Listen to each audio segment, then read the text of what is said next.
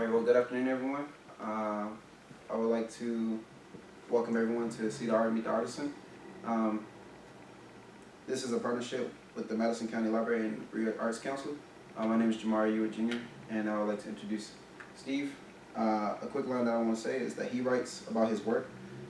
Much of my pottery originates in the basic human joys of eating and cooking with all their overtones. Fireside, nourishment, caring, and celebration. Create and celebrate with me. Steve, everyone. Thanks. Welcome, and I would like to thank the Berea Arts Council for inviting me to be a speaker here today, and for the Madison County Library's Berea branch for sponsoring this event. It's a great opportunity for me to share my work.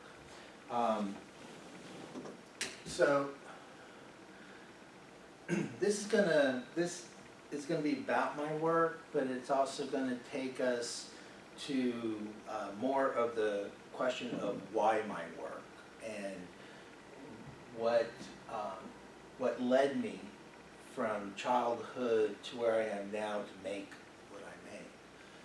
I have an unusual art background. I actually have a bachelor's of science degree in biology, which has been very helpful in finding jobs when my master's of fine arts in ceramics doesn't necessarily open some doors.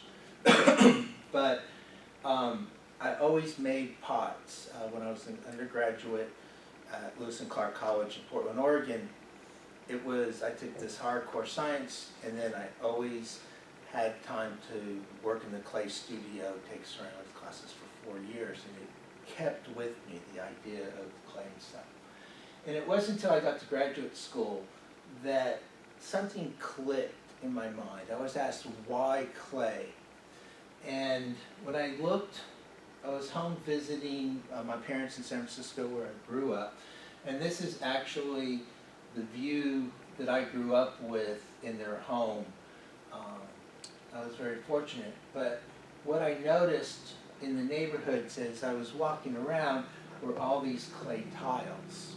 And so when I brushed my teeth in the morning, I'd be looking out on the rooftops, because I lived on 4 stories up from the street. I would see all the clay tiles around, and it's what I would refer to as an unconscious imprint that kind of like, I work in red clay now, and I feel really good. It's about becoming the whole self, and it really did start there. And let's get this going. Oops. So a lot happened between Portland, Oregon, and going to graduate school in clay, which we'll skip over today. But I met this potter over here, Michael Simon, at a workshop. I was working at a primate center in Atlanta, Georgia, and I was still making pots as a quote-unquote hobby. And I met Michael, and we were talking, and I asked him a simple question. I said, "Can you make a living doing this?" And he said yes, and I believed him. So I said, "Well, what should I do?" And he says, "Well, go talk to Ron Myers at the University of Georgia and see if he'll let you come." Because I didn't have an art degree, and I brought a box of pots with me, and we sat down, and he looked at it and said, "Well, just come and work for 2 semesters, and we'll see what happens." And one day after I was working there for 2 semesters, he hands me some papers, I sign, and all of a sudden I'm in graduate school. So both Ron and Michael is what is in my mind. Their work, the way they worked, and why they worked. And the aesthetic of surfaces that you see in Michael Simon's work, where it's graphic, but the surfaces are created within the fire, and it tells you about the clay and the hand motions that made those pots. And then Ron Myers with his comedy with animals, very quirky, but his forms being kind of free and natural. And I'm somewhere in between the two of them in my work. And so we're going to,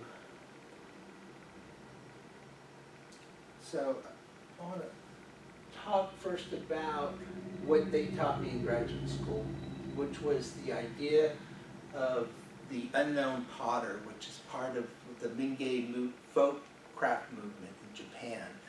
And it was about Korean pots, even though I was studying Japanese pottery in the mostly about 9th century to the 15th century.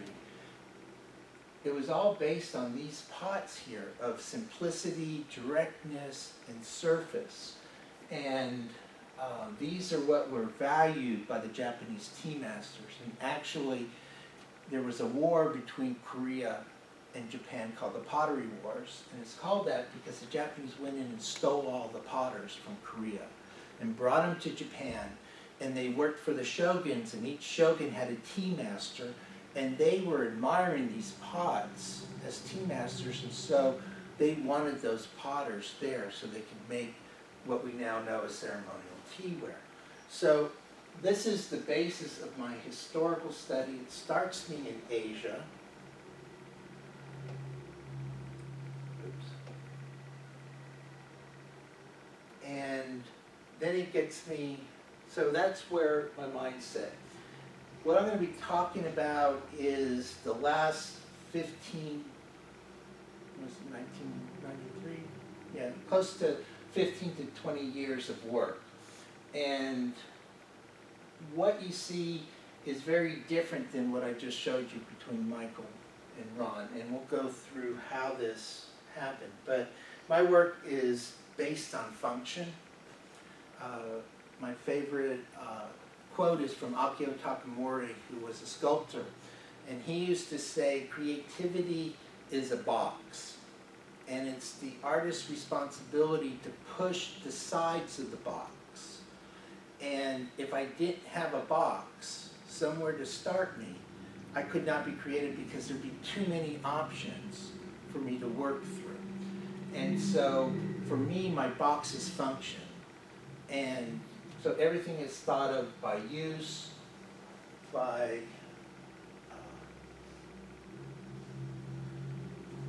home decoration and stuff, but it all has its basis there. And from there, I feel I push those boundaries, both in surface, texture, and form. And so it's the basis of how I work today. I put this in here because I always comment to Kate that the backs of my work is almost better than the fronts of my work. And so part of this idea about the whole pot in making is that every aspect of it is considered.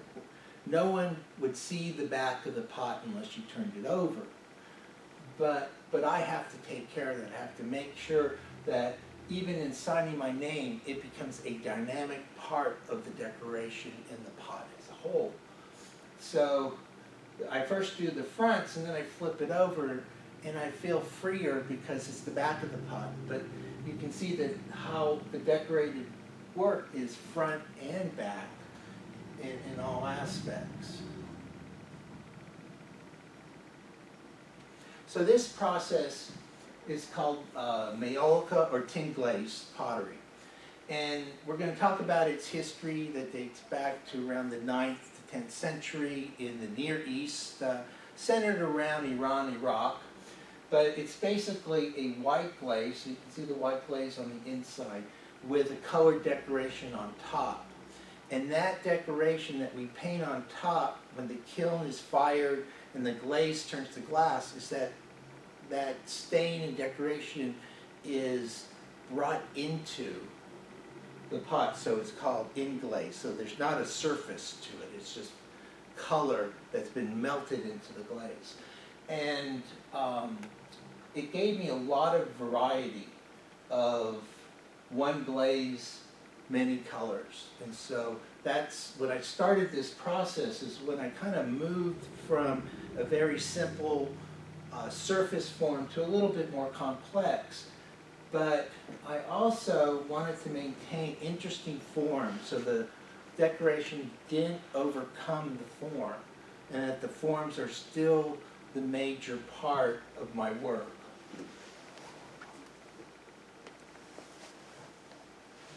So we're going to kind of go back a little bit to my time as resident potter in Berea. So there's two types of pots that I have kind of developed and have been published about, and they have to do with how to combine two separate forms into one form, called the combination pots. Now, this is, historically, it was done by the Incas and the Mayans, it was done by the Egyptians.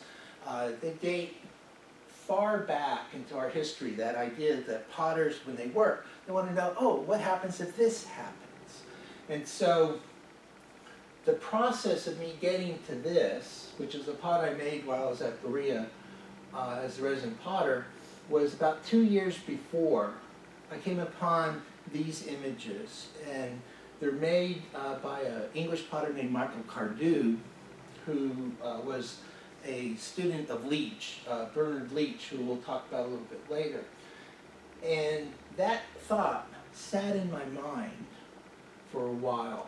And all of a sudden I was creating in a very intense time, and I came up with this idea of putting them together, and then I had to resolve how to finish the pot so it gained more unity. So you start having this idea of the handle being the unifier. So really, when you pick it up, you're really picking up both handles at the same time. So I usually refer to this as the sugar and cremora, that if you want, you kind of lift it up and you have packets, because no one nowadays puts raw bunches of sugar or bunches of cremora. Everything's in packets. So that's kind of what that pot was called. Then this pot came along because I had a need.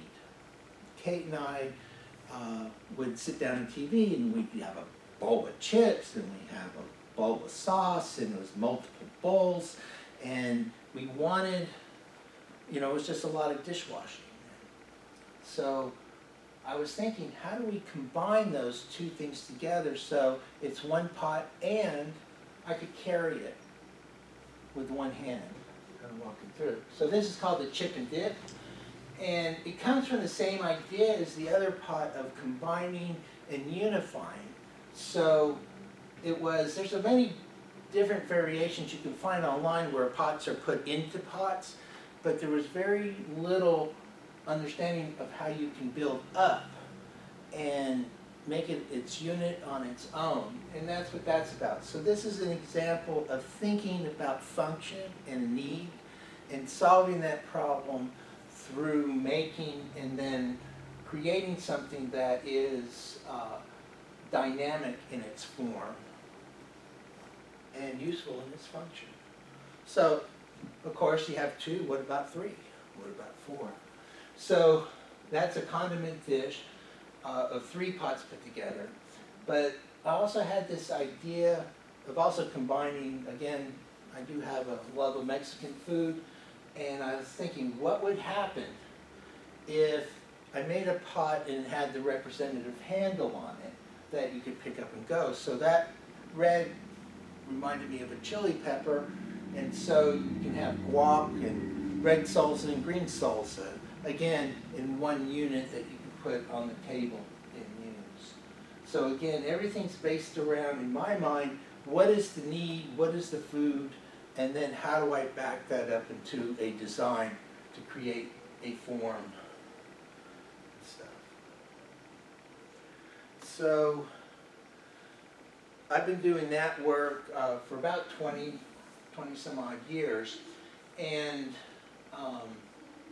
with all this rain we've been having and the work that Kate is doing in her garden, I started thinking about garden pots and the idea of what does a garden need to embellish it, but not necessarily conflict or compete for attention.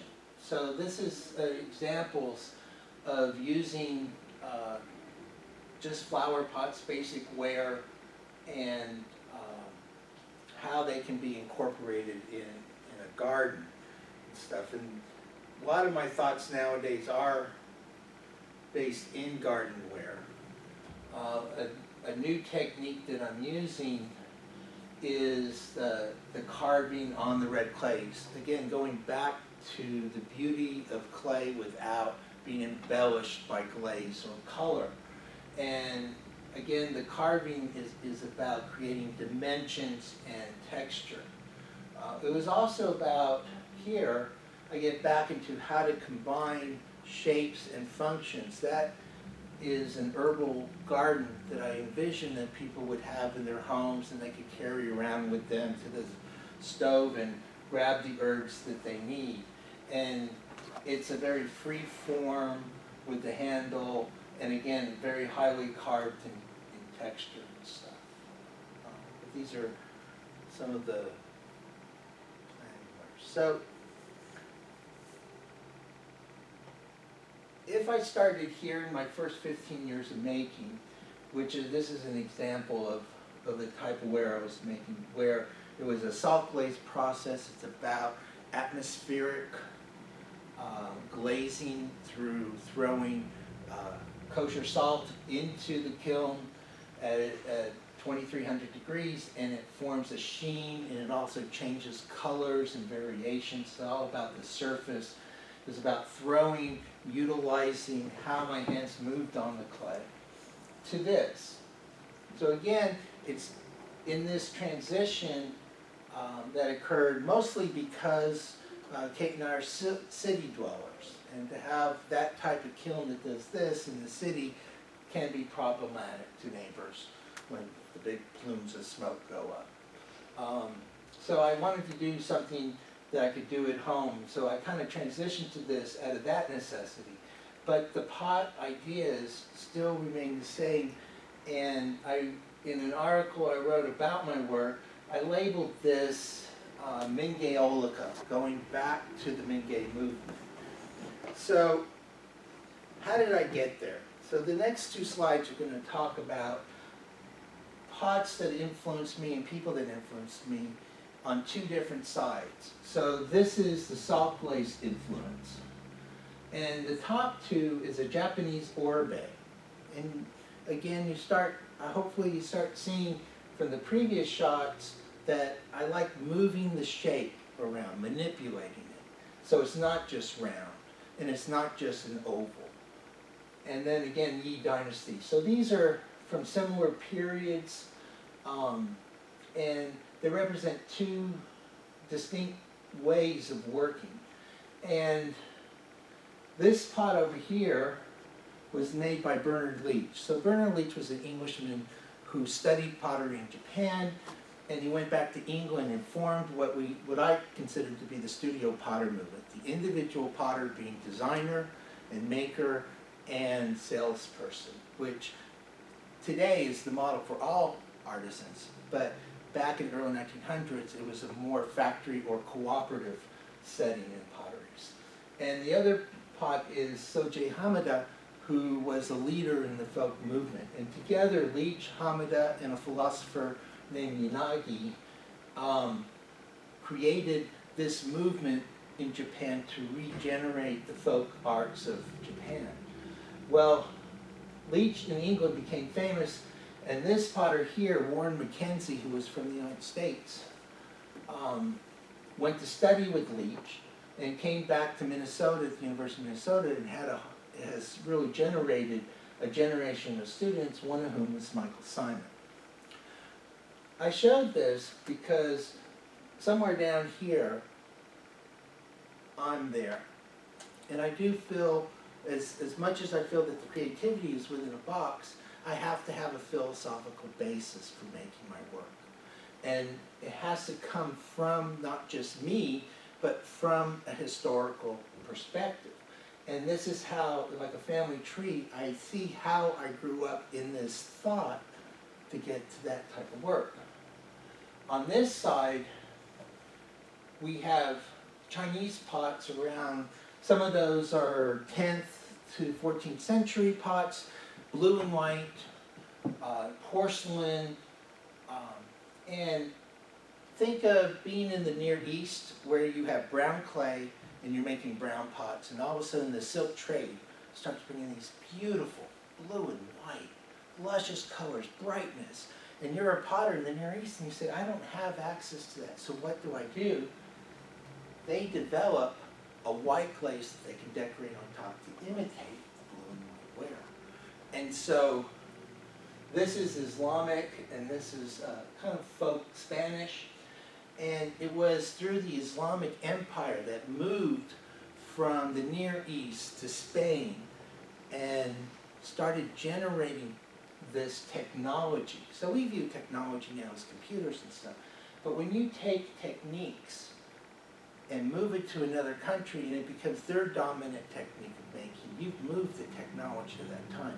And actually, this work here, the idea of a white glaze and colorants, became the rage for over 400 years because porcelain was not available in Europe until the late 1700s and stuff. So we see China, we see Islamic, Near East, and you see Spain. This also is known, you might know about Delftware. Delftware is the same technology, white glaze, white tin glaze with colorants. Faience from France. So you start seeing how this really became in different countries its own. To these contemporary potters that I became aware of, Linda Arbuckle and Walter Oster. And so I'm in the center there because I still carry the aesthetic of this side. And I'm doing a process here, and the one commonality between this type of ware and the salt glaze, it's all Asian generated. And it doesn't, I was coming from the east to the, I was coming from the west to the east, and then east to the west. And so the next slide is kind of a global map showing you really how technology of pottery influences can really be traveled worldwide, and it goes both ways. It's not one way. And so you have from Japan to England, you have Korean Peninsula, which was part of the Yi Dynasty, folk art, Mingei movement. You have China to the Near East, to Spain, going all through Europe and stuff. And then you have Spain going to Mexico. And one of the things the Spanish did when they conquered Mexico, or quote unquote invaded,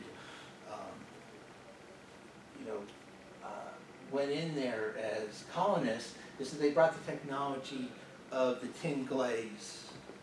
And now you can buy Mexican tin glaze pottery called Talaverias, the most popular kiln site in Mexico. It is still that highly colored and decorated tiles and flower pots that that all come from all this movement.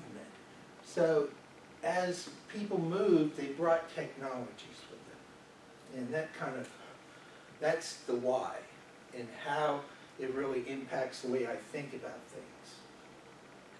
So I want to give you an idea of my studio, and these aren't pretty. This is the active studio. I tend to, when I work, is not clean up until I'm done with the series, and then I neaten up a bit. So, a couple aspects. I work on what's called the leach wheel. Leach designed a wheel that was a treadle.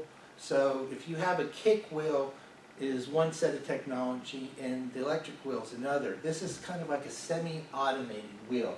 I kick it and the wheel turns around, giving me force to center the clay.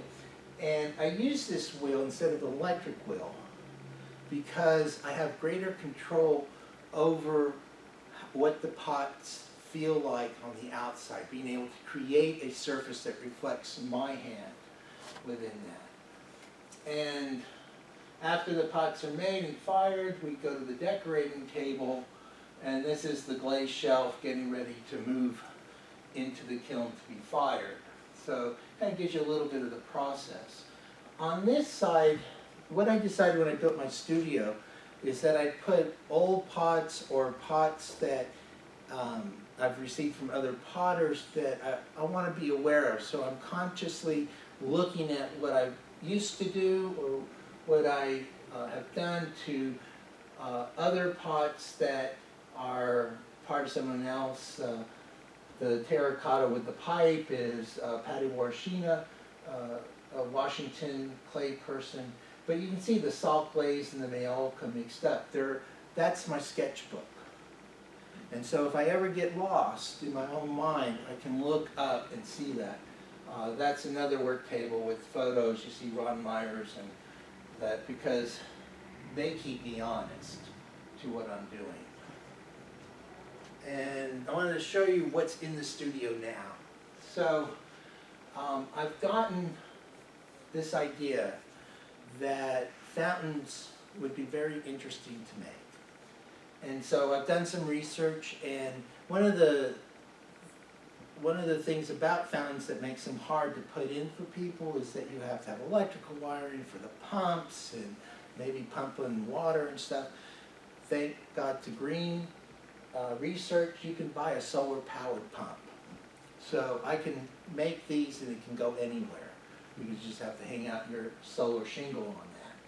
So the idea is to have bases and have a bowl for the water reservoir, and then have some type of top that is pleasant to look at because their fountains are meditative, but also to try to tune them to make the sounds that I want them. And in the research I've done, it's not an easy thing to get different sounds, and there's ways you have to manipulate. So that's my challenge. This is one of the large, I did some small prototypes, but this is a large prototype. And what can change is the center. I can start building different types of centers where the water will flow down and try to come up with the tuning that I like, the trickle that will make a sound. And so that's, this occupies a lot of my thoughts and my drawings at this point. But I'm also continuing to make carved planters and continuing my functional ware with mugs and bowls and things. So thank you very much for being here and listening to my travelogue of my pottery career. Again, the slide up in the corner is about table and friendship. The idea of having a table setting where people have different dishes, different decorations becomes part of the conversation. It's about cooking and revealing the idea that as one opens up a dish from a baking dish, that there's something underneath that is a surprise. And that becomes part of the ceremony of eating. And then specifically working on ideas for specific things. This is a sushi tray with soy and sushi dish. And the idea is that you would have the sushi on that tray around it. And so it becomes a presentation as well as all the functional things you need to eat sushi and stuff. And then having the augmented things of bowls and vases to make up the thing. So again, it goes back to what was read in the beginning about the core of my making is about food, home, community, and decoration for the home and garden to embellish one's life in how we interact with food as well as the enjoyment of eating. Thank you very much. So if you have questions or comments or stuff, please. The house that you grew up in, where you saw the clay roofs, was that an apartment like on the 4th floor, or did you have the whole house? It's a whole house. In San another Francisco, question. right. In San Francisco, the houses are narrow and high. I think it was 108 feet wide, and from the ground it was 4 stories high. And so they kind of crowd them together. So say you lived in the same neighborhood but had a different perspective from your bathroom brushing your teeth, you might have never become I wouldn't say I wouldn't have become a potter, but I would not have been Clay. sensitive to clay. yeah. Yeah. I was wondering what was at street level that you might have been sensitive. Well, more at street sensitive to. level, you also, I mean, as I walk my dog in the neighborhood, you have to look away when the dog's doing its business, just for modesty's sake, you kind of look, oh, look at all those clay tiles. It was a very Spanish architecture neighborhood, and so it was all around. And then there were some houses, there was a house that was once owned by Robin Williams in the neighborhood, and it had like mosaic tiles on the outside. And so you kind of get this as part of your ethos. It's definitely part of your personality. And it becomes part of, I was born and raised in San Francisco, so it's, it means, that's part of who I am. Now, I could never move back to live there, but it's still a part of me. And so when I reflected back about where did clay start, my parents did not have handmade objects in the house. They had, English china, they had these type of dishes. Now, they did have, the other part that I did show was that my mother collected blue and white plates. So she'd go to what we now would call the restore, and she'd pick out all these blue and white plates, and they would put them up in the walls in the kitchen. So again, not only the clay tiles, growing up in a city that was over 50% Asian, going to museums at an early age, seeing these Asian collections. They have a wonderful place there called the Japanese Tea Garden, which I went as many times as I could. So you got to be kind of immersed in different cultures, Chinese, Asian, Filipino, and that I think that opens one up to different ideas beyond my Ashkenazi Jewish household with the Eastern European attitudes that were there. So you kind of get broadened out by visual. But I think we underestimate the visual impact of something. We know that a life event happens and that influences us. But what about what we saw our whole lives that became part of the background? And if we were to think about those things, how did it really change us? It's the tapestry of your Exactly. life. Yeah. So it was a fun way to look at things. And, again, I tried recently to throw white clay. Say, I'll try something different.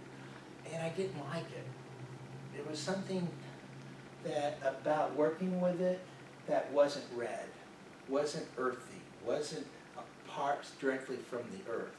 And that's what I get from here, is the real honesty of being a potter. And it might be dirty, it might be kind of weird, it's not porcelain, but at the same time it has that, I can get my hand quality into there, I can make it into something, push it a little bit more. Do you sell your pieces, and if so, where? Yeah, so we have a nice exhibit out front. There's also extra pieces at the Berea Arts Council, and I do sell from my home studio in Lexington. Is there a website? Or? There's a website in development. It will be sdrpottery.com when it's up. It's amazing they make all these templates. It's still hard to get it all fit. So if you go there, you'll see something. It's just not quite where I want it to be and stuff. But that's another evolution. I always have to decide, do I want to spend my time on a computer or do I want to be in the studio? The studio always wins out. So these type of things kind of get laid back. But the idea is that over the next couple of years it will become an e-commerce site for me. And that I would be able to post what's happening in the studio, and these are the things developed. The water fountains are going to be something I'm going to produce a whole series, maybe 10 to 15 of them, but they would be more available on a commission basis to where I work with the person about their garden, what shapes, maybe they want a little bit more color in their fountain. What is that sound they want? So it really would be a collaboration to the garden, the gardener, and the home person about what that ends up. And these could potentially become indoor fountains. They could be hooked up to an electrical source. Some of these are some of the things I'm looking at can do that. And so it wouldn't be something that you would have to have outside. It could be on a patio or something. These are self-contained, they're not about throwing water out all the time. In your garden collection, your garden pottery, you were talking about the texture, adding texture to the outside of the pots, and it looked, from the perspective that I had, that those were rather deep cuts, and it suggests that there's a lot of material there. Correct. Excuse me. So I was wondering how much those pieces weigh. When I make them, they could be up to about 15 to 20 pounds when I throw them. Again, it depends on the size.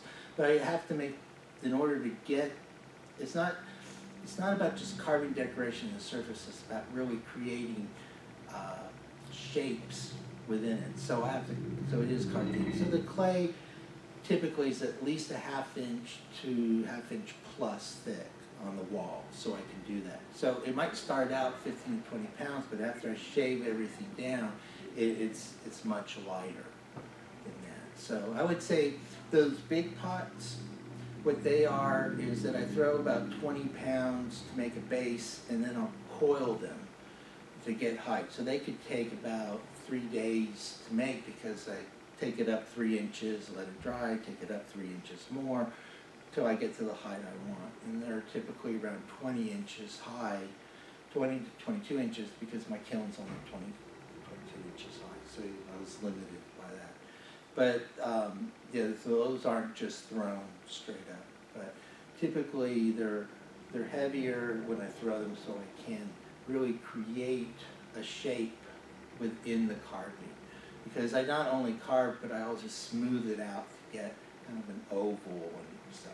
And then on top of those, I use a technique called terra sigillata, which is ancient, goes back to the Greeks and the Romans. And what it is a very fine layer of clay.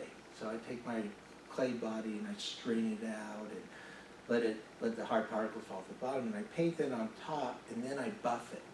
So it's a similar technique to what the Greeks and Romans do. The American Indians have their own version of polishing clay. I use Kroger bags, and I just go over it. And what that does is creates a sheen on the high end and leaves a matte below it, so I get some colored kind of shade depth within it. So it really pops out the high points of it. And so it's always coming up with how to work with space and stuff. You see in my work a lot of geometric and somewhat graphic, but it's about how the decoration moves around the pot. That this point leads you to want to turn it to see what's on the other side. It's all about movement. And on the inside, it's about how to move shapes around in an interesting fashion. So the same thing happens with the carving. I have to plan out how to move those decorations that people want to see the other side, as well as creating the depth within that. And now you're adding sound. And now you add sound to it, To your water and fountains. it's going to be, yeah. Like I said, I've been playing with smaller versions of it, and you can put shells and rocks in. It really does change it. So, like the one with the dome, I have to figure out how to raise that up so that the water is breaking over things. So the idea is to carve the dome in terms of trying to create that motion, that the water's not just coming over it, it's kind of moving within it, and then breaking it up with some stones and things. It sounds interesting, the trial and error of Yeah. that. Yeah, so it's not just the making, I have to wait till it's done to see what it's like, because I can't run the water before I fire it. And so it's always a kind of a tricky thing of how to give myself enough variables. That's why they're 3 separate pieces, that I can change the variables within there to see, that's how so I might have that one base, but I'll make different dishes for the reservoir, and I'll make different heights within it until I tune it to what I want, and then I'll know what to make. And so it's kind of a mix-match type thing. So that's what's exciting about it. So those are the problems, like the chip and dip and the double jar, that keep me going. You know, I I've been making, I tell students at Berea that I mentor that, they think making more than 10 mugs, I'm done. I said, I've been making mugs for 35 years, it's where I begin. I started by making mugs because it's, number one, it's bread and butter business. I can sell those for $25, $30. These are going to be much more expensive. So I always have to have something that people can buy. So I'll never stock the bowls, the mugs and stuff. But I know I have this other thing that keeps it interesting. So it kind of, that's why I'm not a manufacturer, is my mind is constantly going. My other thought about creativity is that my mind is always ahead of my hands. And my hope is that they never catch up. Because if they ever did, why would I make anything else? And so as I work, my mind moves in increments. I'll tell a story about Kate coming to my studio one day. I was like, look at these. They're so different. I really made big advances. And she looks at them and says, they look like the same pots. And it made me realize that in my mind, a great leap is very small. And those little small leaps, in my mind, great leaps, is what moves the product into different, going from a straight-sided to start seeing how I can create a space with a more gourd-like. And again, the gourd reflects to a Chinese form that they used to do. And this is a very interesting problem to solve. So everything is a problem to solve. Everything is a development. Yeah. And at the beginning of your presentation, you were showing some dishes and how they were glazed on both the top and the bottom. Uh-huh. And I was wondering how you were able to fire that without it fusing to the surface. So let's see if we can get back there. That's a good question. So that is when people talk about taking glaze off the bottom of a pot, what they're referring to is that when the kiln reaches the temperature, in this case it's 1955 degrees, the glass is molten. It hangs on the pot due to some type of funny chemistry. But if the glaze touches the kiln shelf and the kiln cools, that glaze has sealed that to the kiln shelf. So what I do is I see the clay coming back on the rim. Mm-hmm.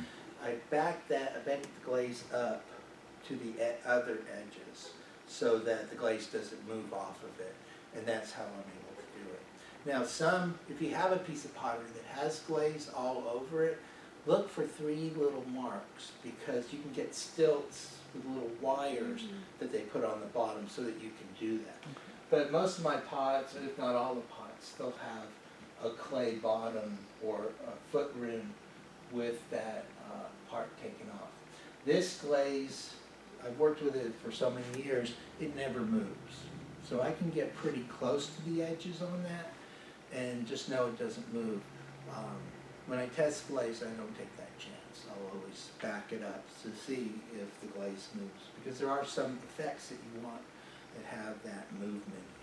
Some of my newer work with a newer glaze, the decoration is not as crisp because the glaze moving, but I'm also looking for a different effect, the fuzzing of these hard lines, the fuzzing, a natural fuzzing of them, the graphicness of this. So do you apply wax around that rim, or you just paint right up to the edge? You can. I choose a sponge. And the truth is that I'm fairly sloppy with materials, and if you drop a piece of wax as you're painting it onto something else, you can't just scrape it off. It goes into the clay, so you have to refire it to get back to that. And so after several attempts of trying to do that, I just decided, it's easier for me just to wipe the bottoms with a sponge. But yeah, waxing is what a lot of people do. They'll wax the areas they don't want. In the old I showed a, let's see if we can go back to Linda Arbuckle. She is the queen of wax. Let's see.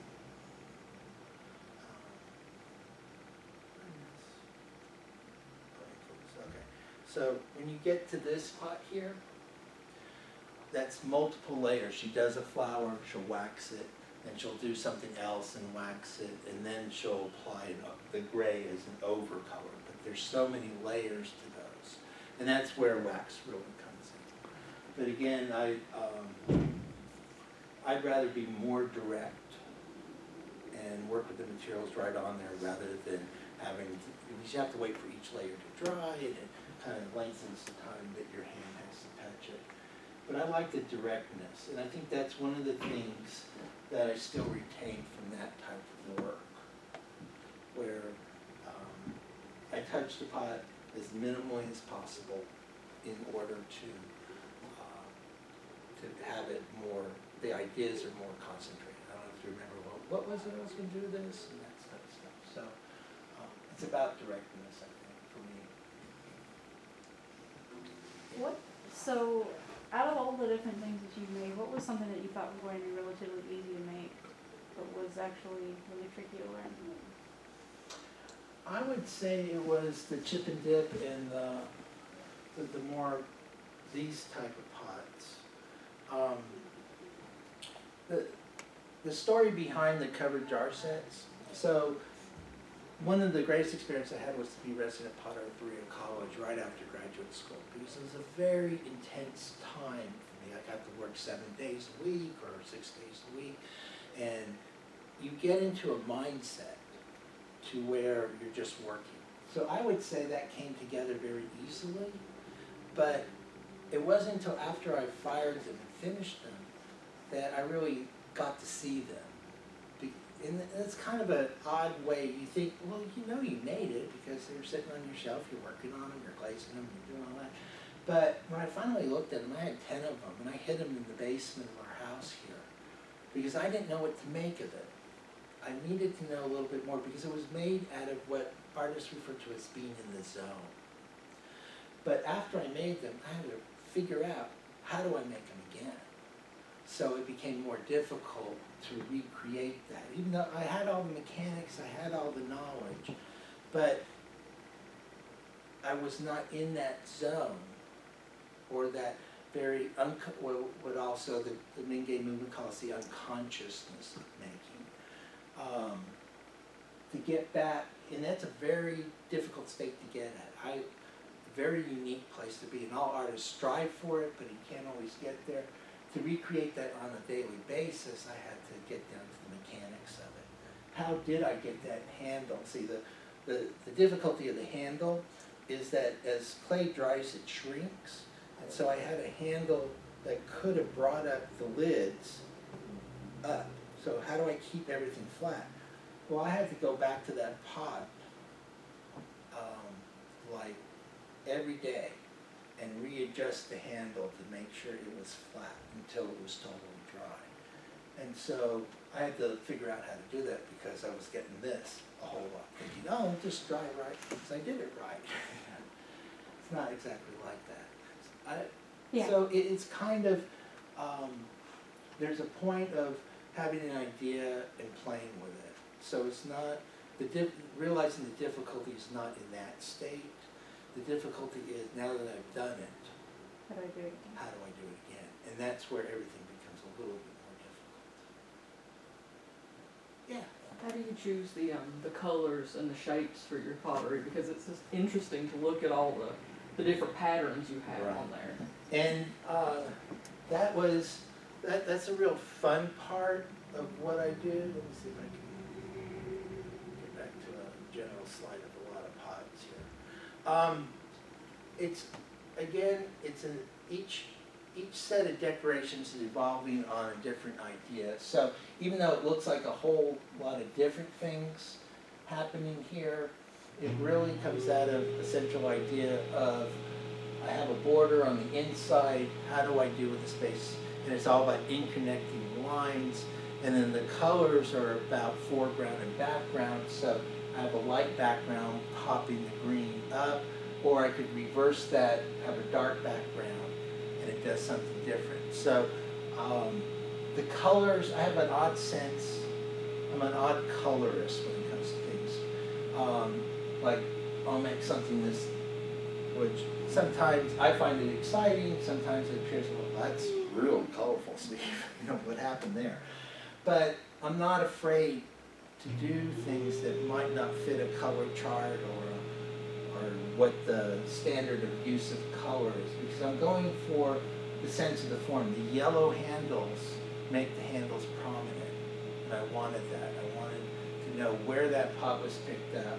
And then the use of the purple really is, that's the first part that's going to come out as we do it. The bottom is a little bit more muted, but it's about, the brightness coming through. So I'm thinking about that use.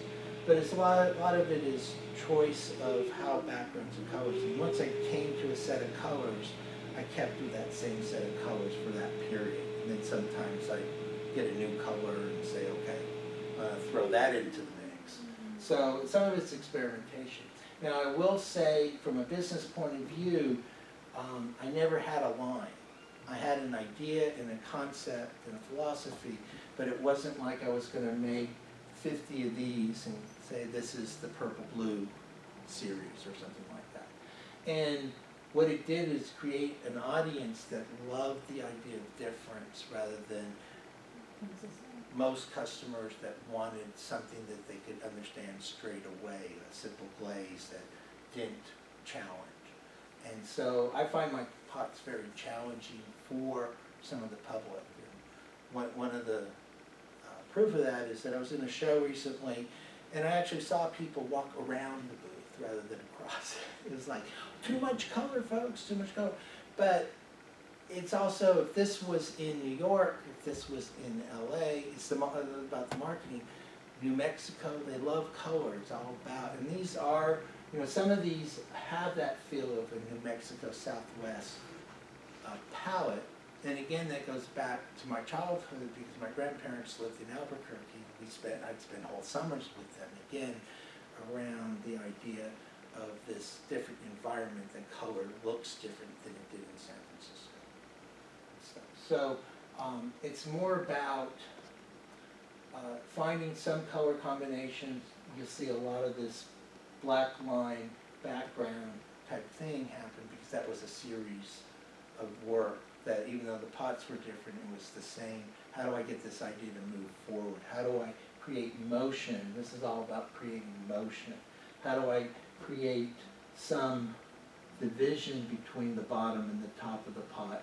And those lines are to take you around. Or the crisscross lines that kind of overlap but also generate that movement. The yellow really is my homage to Italian Maiolica, which was that orange was, or yellow, deep yellow, was a staple in all those pots. And I kind of fell in love with the way they used it, so I started incorporating that. And does that answer you? Any questions, or are we getting close? Yeah. You still like 7 minutes. I actually had a comment though. Sure. That after you mentioned about like the color scheme, it was interesting to me because looking at the bottom one, if I wanted to interpret that in a way, it's almost like sunrise, and it's like it's like nighttime, and then it's almost like blades of grass inside the pot, and so I was thinking it's really interesting that you don't feel like that you need to conform to that necessarily color scheme, because by steering away from that, you're actually like creating a narrative. And like when I thought about that, I saw a couple of other narratives through the other pots. So I just think that's a really creative artistic choice, and showing homage too.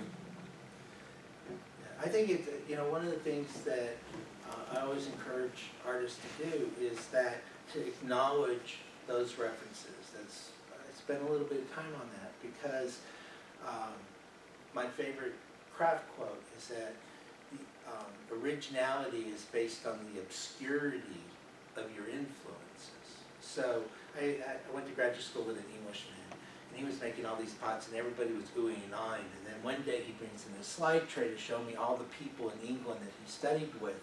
And I was like, you're just ripping them off. It's the same pots that they're doing, but it's unique here. That's an example of how if we don't know a background of something, we find it original. But I don't do anything that's original.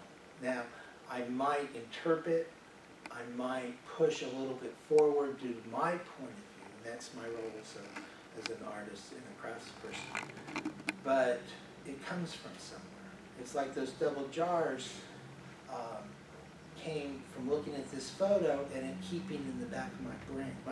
Ron Myers always used to say, you see something, don't use it for 2 years. Let it lay there. Try it, because that's how you get away from from what I would refer to as the rip-off to synthesis of that idea. Now, how that looks in the end is kind of a development. So all my things are kind of a development of certain ideas that I see that I'm intrigued with and try to figure out. And so it really is that's something. But that, I thank you for that. It's very good. Yeah, there was a series of plates I did that were sunbursts and stuff because I really wanted that brightness and all that kind of stuff. And so some of these lines here started reminding me, well, what if there was a central circle? They came out and oh, what does that end up in? Nothing was intentional to say I'm going to do a sunrise, but it was like what it ends up being. And again, it's based on how shapes and forms can move within a surface that's round and three-dimensional. Thank you so much. Thank you so much for